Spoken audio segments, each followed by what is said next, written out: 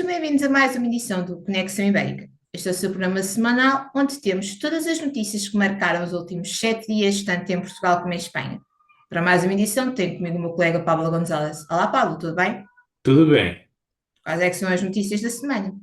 Bueno, primera es un comentario al artículo de Jaume Ressac sobre cómo las fronteras se pueden convertir en puentes. En segundo lugar, hay una serie de asociaciones leonesas rusófilas que han asistido a la manifestación de Sanabria en protesta por la supresión de paradas del AVE. Y por último, el viaje de Antonio Costa a Brasil, para fortalecer la colaboración geopolítica con la UE y abrir un diálogo sobre inversiones. Ok, então vamos começar e tu explica-nos como é que as fronteiras podem se transformar em pontes. Bueno, pues es muy interesante el hilo conductor que establece Jaume Ressac sobre cómo estamos viviendo pues, un momento de ciertas paradojas y de situaciones donde ese mundo globalizado está en crisis, donde intelectualmente esa cuestión de las fronteras físicas y mentales aparentemente dejaban de tener sentido y bueno, pues parece ser que ahora con esta nueva ola, ¿no?, de partidos identitarios populistas, pues esa dinámica irreversible pues se está frenando, ¿no? Entonces vuelve al debate toda la cuestión de la migración, de las fronteras internas, de la exaltación de las fronteras, de la división, de la guerra. Lo vemos en Ucrania, lo vemos en Gaza.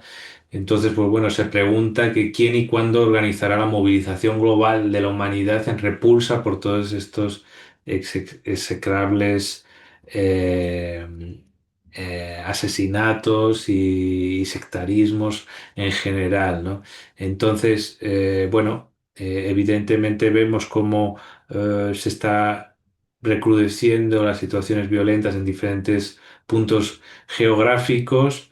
Vemos que hay un ciclo de ascensión al poder, especialmente en Europa lo hemos sentido últimamente, ¿no?, de la extrema derecha. Eh, Vuelve a estar en el debate todo el tema de establecimiento de controles y barreras. Vemos como China, paradójicamente, con algunos aliados que tiene en el mundo, son los que están levantando la bandera del libre comercio y de la cooperación internacional. Y bueno, en ese sentido es bueno que no perder la esperanza de una nueva civilización fundada en los intercambios, la intercomprensión, ¿no? Este concepto que tanto hemos defendido aquí, la fraternidad humana, ¿no? Y bueno, en ese sentido pone ejemplos, por ejemplo, el de la Junta de Castilla y León con el Plan Socioeconómico de la Raya, ¿no? Que bueno, que intenta, pues bueno, darle la vuelta a esa situación donde ese efecto frontera hizo que se mantuvieran todas esas áreas despobladas y que en este contexto se recrudece. Y del mismo modo, pues bueno, también existe ese efecto frontera en los Pirineos, entre España y Francia. Lo hemos visto en varios aspectos. Ahora me viene a la cabeza el tema energético, gasístico, pero en este caso también la pura cooperación transfronteriza, ¿no? Pues también exige acelerarla, ¿no? Y en ese sentido también existen movimientos ciudadanos donde se reúnen allí en torno a la frontera para avivar esas relaciones históricas entre uno y otro lado, ¿no? Entonces, pues bueno, es establecer, construir puentes, ¿no?, comprometidos con esa idea de convivencia entre personas y pueblos, y en ese sentido, dice Jaume, que le complace anunciar la edición de un nuevo libro del trapecio en español y portugués, los 8 objetivos para fortalecer la Alianza Ibérica, 8 objetivos para fortalecer a Alianza Ibérica, donde se trata de un volumen donde explicamos de manera práctica cómo podemos avanzar unidos hacia la consolidación de la península ibérica como la tierra de oportunidades, de esperanza y a la vez un actor geopolítico europeo y mundial de referencia que rompa la espiral bélica en la cual hemos caído. De hecho, tengo ya el libro aquí en mi mano, no sé si lo podéis ver bien. De aquí, ¿vale? Aquí en un idioma y aquí está en el otro. Ya hablaremos más adelante porque habrá presentaciones, habrá explicaciones. De momento todavía no está a la venta, estará dentro de unas semanas y bueno, y va en la línea de esa línea editorial para intentar acercar a los dos países con 8 puntos fáciles de consenso que ayudarían a mejorar la convivencia entre los dos pueblos y fortalecer esa alianza ibérica. E continuamos a falar de alianças, neste caso, então, a manifestação aconteceu, foi sobre o AVE, o TGV. Porque é que este grupo se juntou à manifestação? Bueno, existe la línea de alta velocidad Madrid-Galicia y bueno, y siempre se ha planteado estos debates en todas las líneas, especialmente, claro, los que viven en un extremo u otro de la línea siempre quieren servicios express, es decir, que haya cuantos más trenes que no hagan paradas o las mínimas paradas posibles, mejor. Evidentemente siempre tiene que haber algún servicio de estos. El problema es cuando no se encuentra el equilibrio exacto y hay que hacer un equilibrio entre territorios, demanda, rentabilidad, y eso es lo que está habiendo ahora alguna problemática, ¿no? Y es verdad que ese tren, que muchas veces no se ha hablado, es utilizado también por portugueses, ¿no? En la zona de Trás-os-Montes, porque en Otero de Sanabria, incluso más tarde en otra estación también, ya entrando en Galicia, eh, porque esto es León, y ya entrando en Galicia, más hacia Puerta de Galicia se llama la estación, pues hay gente que va desde el lado portugués a coger el AVE para ir rápido, o bueno, a un extremo de Galicia, que no creo que sea el caso, sino más bien para ir a Madrid, ¿no? Y bueno, pues unas 3.000 personas de la comarca de Zamora, en concreto de la comarca de Sanabria, han clamado el pasado sábado en manifestación contra la supresión de frecuencias en la estación de AVE de Otero de Sanabria en la línea de Madrid-Galicia, ¿no? En principio esto viene que desde Vigo reclamaban más servicios express, ¿no? Directos. Y bueno, y entonces, claro, se han dejado a esta gente por el camino y entonces gente de todo el entorno de Zamora y más allá de Zamora, de León, de lo que son los territorios históricos de León y en particular dos asociaciones muy ligadas a ese iberismo leonesista, ¿no? Que viene de tanto tiempo atrás. Pues bueno, la asociación, en particular la Asociación León Braganza y la Asociación de Amigos de Portugal, pues viajaron desde la provincia de León hasta Otero de Sanabria, donde se produjo esta manifestación, ¿no? Y entonces han reclamado que realmente no se deje de lado esta zona rayana y es muy importante esa conexión. Además es increíble porque, por ejemplo, a Zamora, si no lo recuerdo mal, porque yo he hecho ese viaje, son 50 minutos desde Madrid, imagínate, y ya estás muy cerca de la frontera. Después es un poco más. Pero prácticamente podríamos decir que en un poco más de una hora estás de Madrid en la frontera portuguesa y es impresionante, ¿no? En esa esquina superior derecha, ¿no? De los montes, ¿no? Esa parte más originaria leonesa, pues está muy cerca de Madrid con esta conexión. Y bueno, pues también aprovechando toda esta movilización se ha hecho la sexta asamblea anual de la Asociación Autovía León Braganza, celebrada en Rionor, acordaros de ese pueblo, ¿no? De Rionor de Castilla y el Rionor de Portugal, que son un mismo núcleo aldeano, digamos así. Y bueno, y ahí se han reunido gente de localidades de León, Zamora, Portugal, Puebla, Pedralba, Ungilde, Robledo, Barge y y la Bañeza para reivindicar pues esas conexiones de la autovía, del corredor atlántico, del eje León-Braganza. Y bueno, pues ha habido todas esas reivindicaciones rayanas en esa zona pues tan especial. Agora passamos para o outro lado do Atlântico e aterramos no Brasil. António Costa irá lá com a sua primeira visita oficial como presidente do Conselho Europeu mas soube-se que, entretanto, não se irá encontrar com Lula da Silva, o presidente brasileiro, que está a enfrentar alguns problemas de saúde. Mas qual é que será a agenda de Costa no Brasil? Bueno, la agenda de Costa en Brasil va a ser fortalecer los lazos con la Unión Europea. Bueno, esa conexión lusófona, sin duda, va a ser buena. Y ahora me viene a la mente que hace poco el ministro de Exteriores angoleño estuvo con la ministra exterior de la Unión Europea, Callas, y hubo hoy un pequeño incidente porque fue a hablar en portugués y no había traducción. Bueno, este a lo mejor sería uno de los problemas de no tener portugueses por ahí. A lo mejor Antonio Costa ese día no estaba No estava. por allí cerca, ¿no? Para avisar. Pero bueno, aquí sí que, por ejemplo, pues la ventaja del idioma es fundamental para esa articulación y para recuperar esa viabilidad del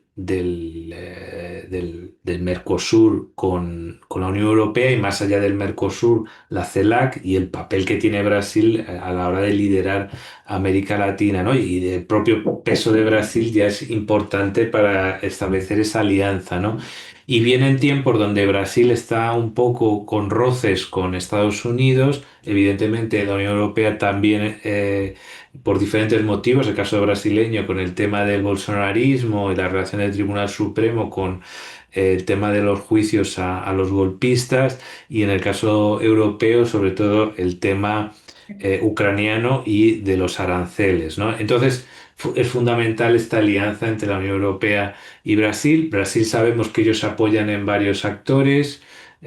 No hace mucho tiempo hasta estuvo en Moscú. Esto también no se vio con buenos ojos en Europa, pero también hay que entender que ellos se apoyan en varios puntos y también es como un mensaje a Trump diciendo que ellos también tienen interlocución con todos los actores importantes del mundo y también Lula cuando se cayó en el baño se perdió una cumbre de BRICS en Rusia y tenía como una deuda de visitar Rusia y también hay que interpretarlo, cuidado, con Venezuela, porque Venezuela quiere la alianza máxima con Rusia y a través de los BRICS, Brasil lo que hace a dar mensajes a Rusia diciendo no hagas lo que te dé la gana en Venezuela porque es un país fronterizo mío, intenta coordinarte conmigo porque nosotros somos el liderazgo natural regional, ¿no? Entonces hay que ver muy bien estos matices y es verdad que faltaba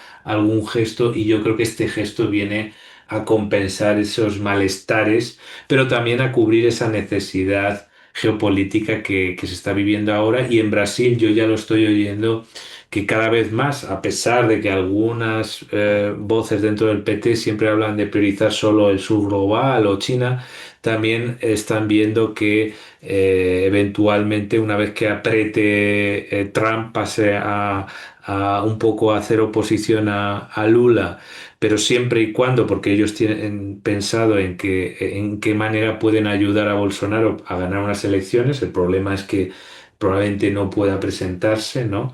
Y ni tampoco el hijo, porque el hijo está también ahora iniciándose un proceso contra él por conspirar contra los jueces para que Estados Unidos le sancione. Entonces, en ese juego, evidentemente, Brasil va a necesitar la Unión Europea para protegerse bien de posibles sanciones de Estados Unidos o de situaciones un poco más críticas para enfrentar el bolsonarismo y el trumpismo, los dos juntos.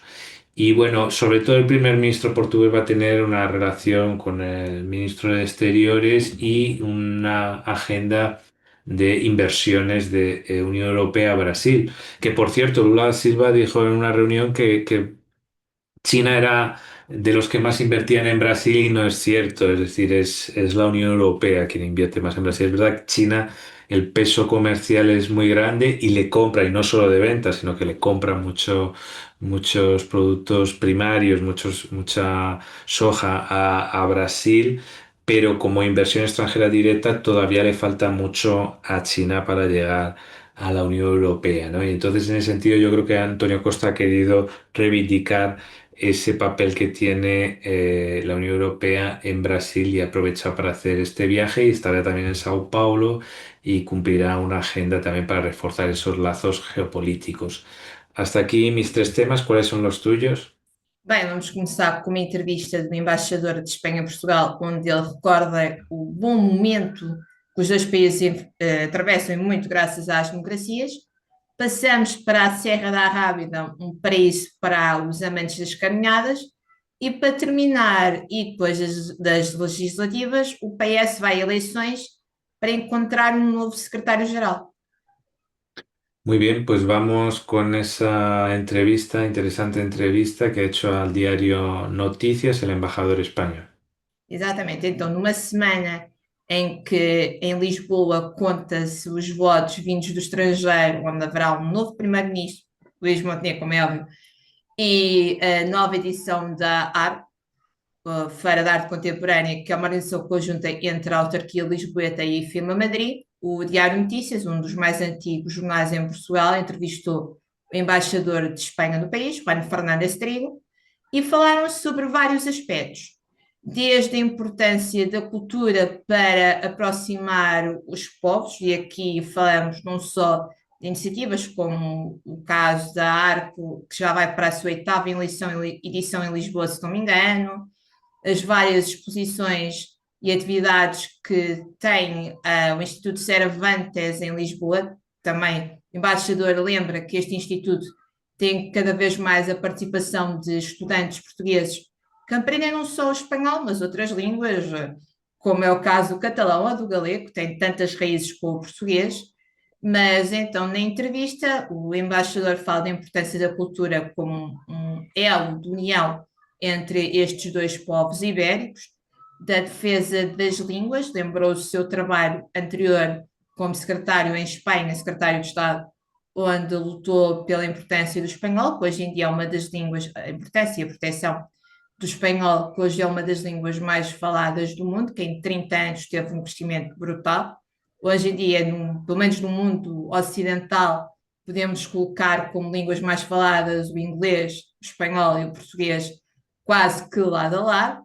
Mas, para além disso, nesta entrevista também falou sobre a importância de ser embaixador em Portugal, o que muitas vezes os portugueses podem não, pronto, achar que talvez não seja um cargo assim tão importante, mas ele lembrou que a família real espanhola olha para Lisboa com um especial carinho, carinho esse que também vem muito devido à presença do pai do Juan Carlos, cá em Portugal na sua infância, e agora Filipe VI esteve há coisa, sensivelmente uma semana atrás, aqui em Coimbra, onde recebeu o doutoramento honoris causa, apadrinhado por Marcelo Rebelo de Sousa, ou seja, a família real espanhola tem uma forte ligação a Portugal e como tal, o cargo de embaixador em Lisboa é um cargo visto com bastante importância.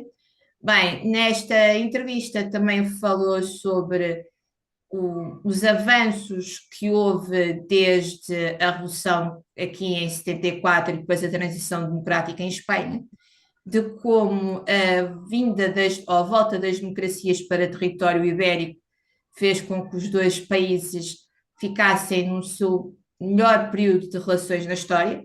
Até apresentou alguns factos, como a nível económico, que as exportações de Portugal para a Espanha de 76 eram muito residuais, 4 a 5%, hoje em dia são para aí o triplo, mas como em tudo na vida, depois tivemos a entrada também em conjunto, neste caso das mãos de Felipe González e do já falecido Mário Soares, para o grupo europeu.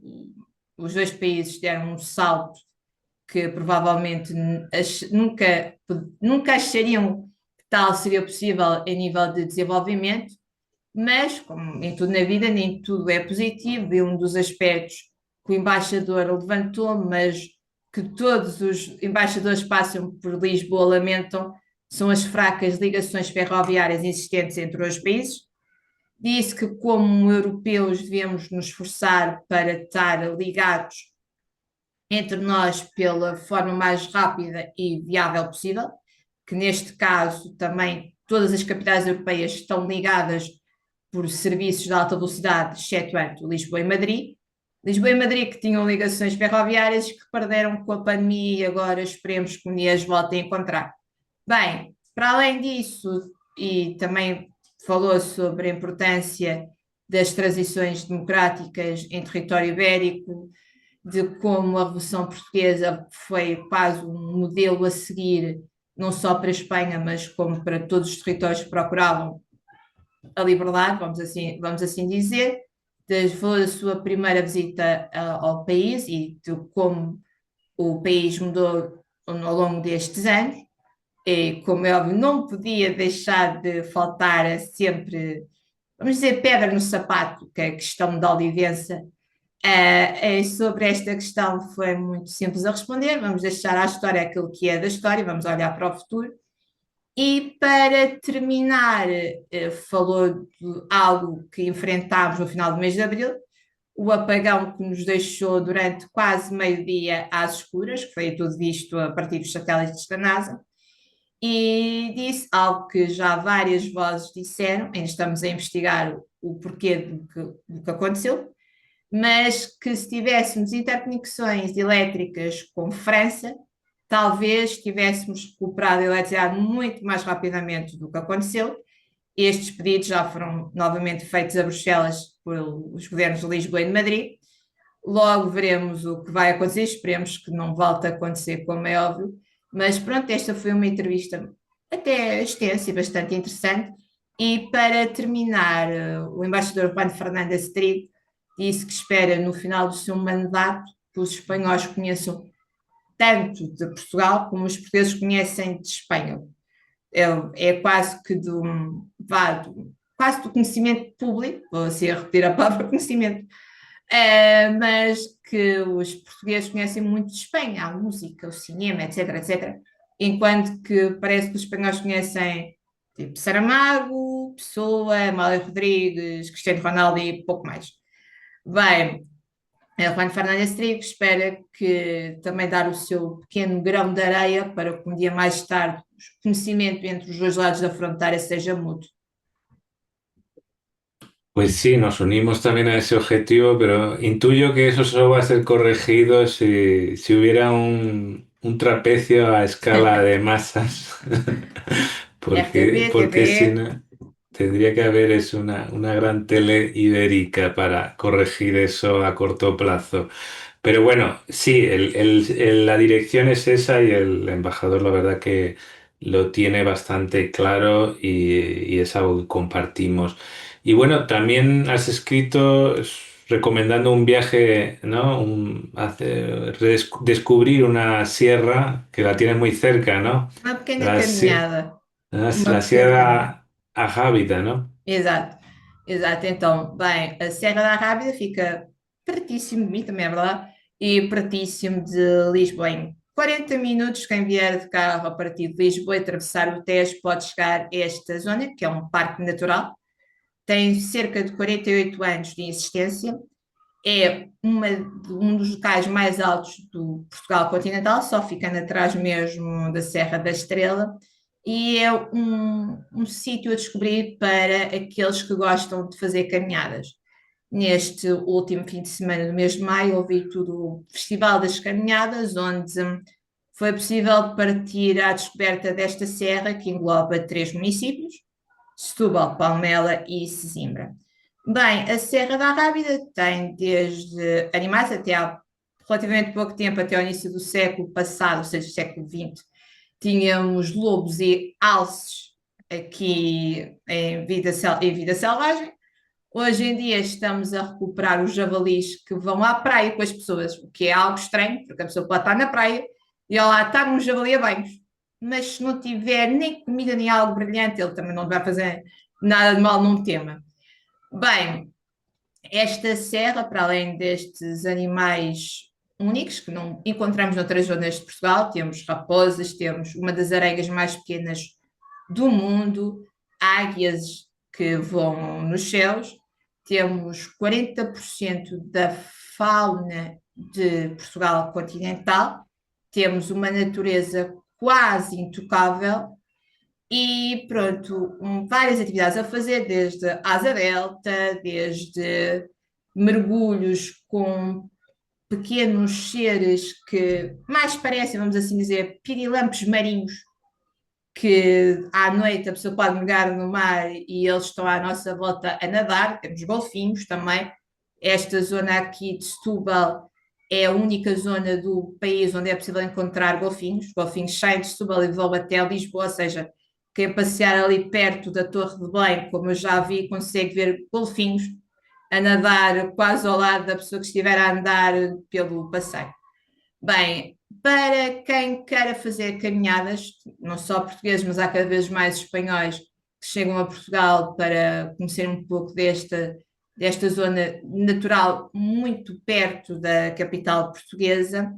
O meu conselho é que vão partir à descoberta, mas façam sempre acompanhados. Há vários grupos, não só de amigos, mas mesmo grupos de caminhadas quase profissionais, vamos assim dizer. Um deles aqui em Simbra é o NECA, que é o Núcleo de Espeleologia, é um bocado complicado, vá, mas eles não vão só para grutas, também fazem caminhadas e que, para além de garantirem a proteção das pessoas que fazem estas atividades, também explicam vários tesouros que de outra forma escondidos, que de outra forma a pessoa não ia conhecer, como a planta que pode ajudar a prevenir algum problema de saúde, até a uma serra que já fez capa da National Geographic, chamada Serra do Risco, que teve em risco de cair, sítios históricos que, e não só em Paris, não só em Lisboa, no Porto, mas também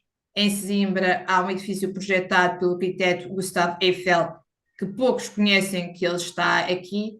Logo, isto tudo para dizer que agarrem nas sapatilhas, nos ténis e metam um chapéu e partam à descoberta, não só da Serra da Rábida, mas da natureza que tiverem perto de casa.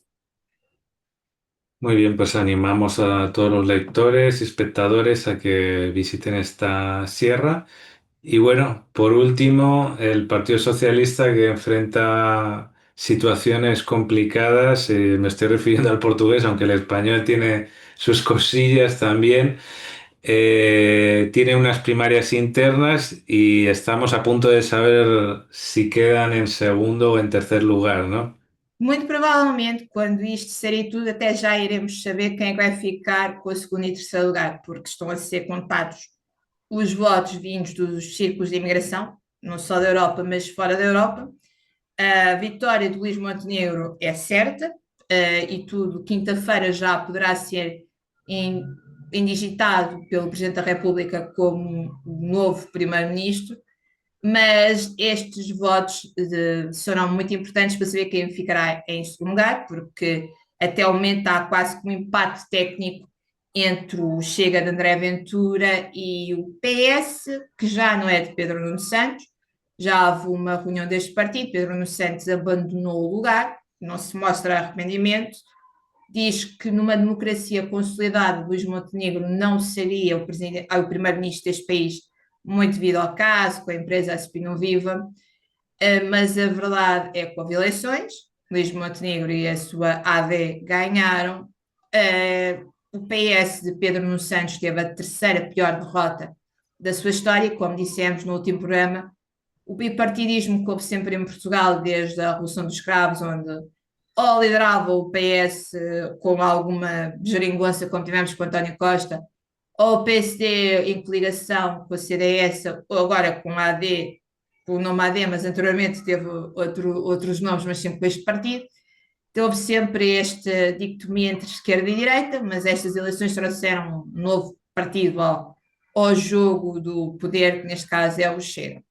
Bem, isto levou à admissão quase automática de Pedro Nuno Santos, aceito pelo presidente deste partido, porque Pedro Nuno Santos não era o presidente o presidente do partido é Carlos César, aceitou a admissão, marcou já novas eleições, novas primárias para o Partido Socialista, vão ser nos dias 27 e 28 de junho. Até ao momento só temos um candidato, José Luís Carneiro, antigo ministro da Administração Interna de um dos governos de António Costa, já se apresentou, já disse que, caso seja eleito secretário-geral do PS, irá fazer uma oposição a Luís Montenegro, mas uma oposição responsável, ou seja, que irá viabilizar o governo de Montenegro. Carlos César também afirmou que o partido irá fazer isto tudo para tentar frenar um pouco ainda mais, ou seja, a subida do Chega e que já está a ultrapassar o PS. Bem, José Luís Carneiro já se apresentou e está na pole position para ganhar esta corrida, que até ao momento é só a um. Carneiro pretende unir as várias fações existentes dentro do PS, mas existe uma facção, vamos assim chamar, apelidada de costista, a facção de António Costa, que tentou apresentar uma antiga também ministra de Costa, Mariana Vieira da Silva, que já negou qualquer possibilidade de se apresentar ao PS. Já se foi nomes como Fernandina, antigo Presidente da Câmara de Lisboa, a Alexandra Leitão, que vai concorrer nestas autárquicas para a Câmara de Lisboa. Já se falou de vários nomes, entretanto, nenhum se chegou à frente. O único que se chegou à frente foi José Luís Carneiro, num partido que podemos dizer que está um pouco, aqui em Portugal a gente fala, Nora não sabe muito bem o que fazer. Então, um dos seus deputados saiu que um dos seus deputados eleitos decidiu que não se vai apresentar ao Parlamento, prefere continuar a exercer como médico e como professor, não se quer apresentar ao Parlamento. Iremos ter, no fim deste ano, em outubro, autárquicas, irão, depois das autárquicas é que este partido irá ter o seu congresso. Das autárquicas já conhecemos alguns nomes do PS, mas ainda não conhecemos todos.